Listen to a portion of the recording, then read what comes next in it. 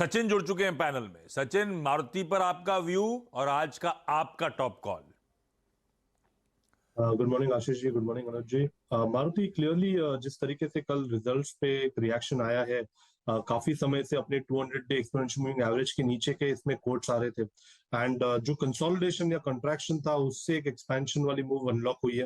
रोलोवर्स काफी स्ट्रांग है एंड जिस तरीके से इसने ये ब्रेकआउट एस्टेब्लिश किया 8500 के ऊपर, तो मुझे लग रहा है ये फ्लोर शायद एलिवेट हो चुकी है 8400 के आसपास की एंड यहाँ पर अगर डिक्लाइन भी मिलते हैं तो यहाँ पर खरीदारी करने की सलाह होगी।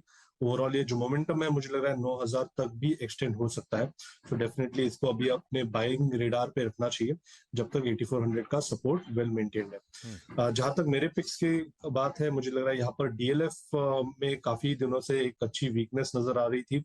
अपने शॉर्ट टर्म एवरेजेस 5 एंड 20 के नीचे तो ऑलरेडी ये ट्रेंड कर रहा है काफी दिनों से, प्लस अपने 200 डे एक्सपोनेंशियल मूविंग एवरेज को भी इसने तोड़ दिया है।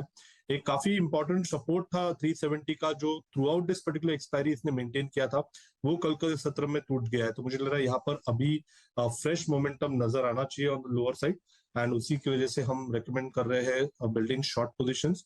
डीएलएफ का जो फरवरी का फ्यूचर है वो लगभग अराउंड 367 के आसपास फिलहाल ट्रेंड हो रहा है। स्टॉप लॉस आपको 371 पे लगाना है, फ्रेश शॉर्ट्स डिप्लॉय करने हैं डीएलएफ में। पोजिशनल टारगेट होगा अराउंड 358 का। ओके, ये है सचिन का आज का टॉप कॉल। हम लोग मैक्रोटेक डेवलपर्स की चर्चा कर रहे थे, कमजोर नंबर्स, या आ गया डीएलएफ पे भी एक सेल आइडिया। आज भी दबाव के साथ शायद ये स्टॉक कामकाज करे। बजट 2023 का प्रेजेंटेशन होना है 1 फरवरी को सुबह 11 बजे। हम सिर्फ आज का दिन एक्सक्लूड कर दूं तो 3 ट्रेडिंग सेशंस दूर हैं।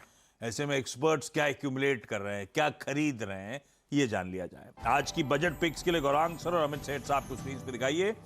गौरांग सर, क्या रडार पे, क्या पसंद आ रहा है, क्या की थीम है जिस पे दाव लग रहा है?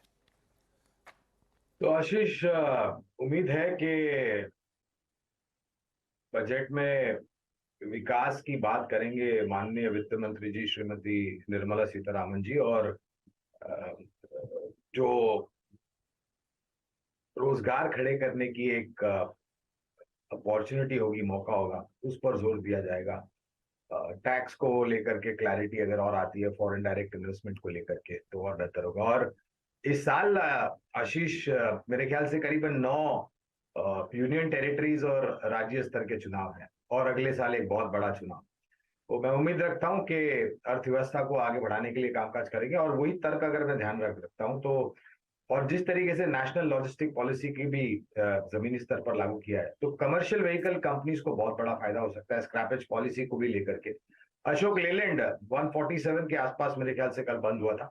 महीने दर महीने भी बिक्री के आंकड़े भी अच्छे आए थे, और जो तिमाही नतीजे थे अब तक जो हमने देखे वो भी अच्छे आए थे।